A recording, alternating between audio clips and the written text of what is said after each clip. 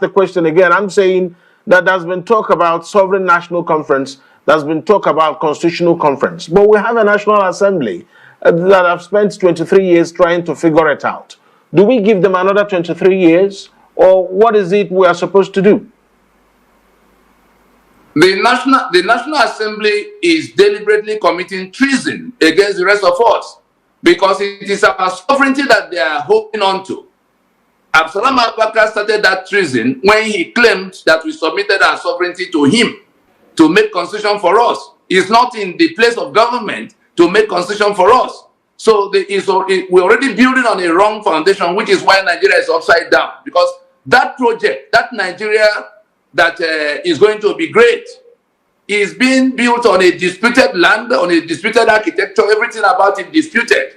75% plus amongst of those you think are the Nigerians who are building with you are committed to, including myself, will do anything it will take to pull down that construction. And that is why the National Assembly is saying they're going to give us another constitution. They do not, their legislative mandate does not extend to constitution making. They're elected to make law, not constitution. I do not know where to draw the line between mediocrity and dishonesty here. There are lawyers amongst them, and they have a consultant, Olisa Abakova, that comes to tell them what to do from time to time. You saw him on national TV the other day, Akpabio's birthday colloquium, where Tinubu was present. You know, the National Assembly is not at all in any way qualified to be discussing the matter of what becomes our constitution. If they say they want to go and make a new constitution in 24 months, does that not tell us that they have come to the realization that we do not have a constitution? And what is the consequence of not having a constitution? Because across the last 24 years, the owners of the sovereignty have organized themselves. They will dismantle the stupid union if common sense does not return early enough. Whatever the National Assembly is trying to do, they do not have the constituent powers. Their powers does not include constituent powers, which is what you require to make constitution. What do we mean by constituent powers? It is the owners of the sovereignties that could have been countries of their own, who in bringing their sovereignties to the table, their peoples and their lands to the table, to be joined with other peoples and other lands into a union. They are the ones with exclusive jurisdiction over that matter. Every other institution, including the National Assembly, including the federal government, is a creation of the Constitution. We are saying that the Constitution that brought us together have been toppled and replaced, fraudulently by something we had nothing to do with.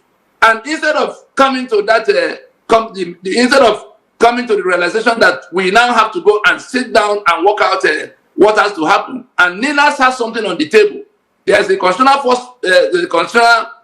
force majeure proposition that has step by step what Nigeria can do now to solve this problem. Because if we don't do it, the default where we are is that the constitution they impose on us have been defeated by our own action.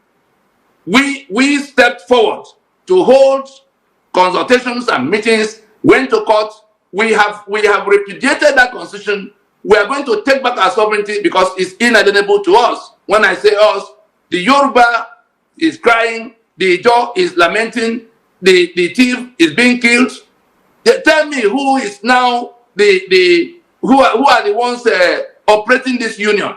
So is the union has become a fraud against all of us. Only those who sit in Abuja sharing the trillion they gather from everywhere. They sell Ijaw oil. They take money from Port of Lagos. They grab the bitumen of Ondo, grab the limestone of just taxes, all kinds of monies. They gather in Abuja and share it. Whereas the owners of the sovereignty, the owners of the land, are all together in saying, let us go and rework the terms of our union. Let us go and agree afresh. Because if we can't agree, steps are being taken now to dismantle the thing that is not working, because it has become a union of death. Yeah. Nobody can endure death.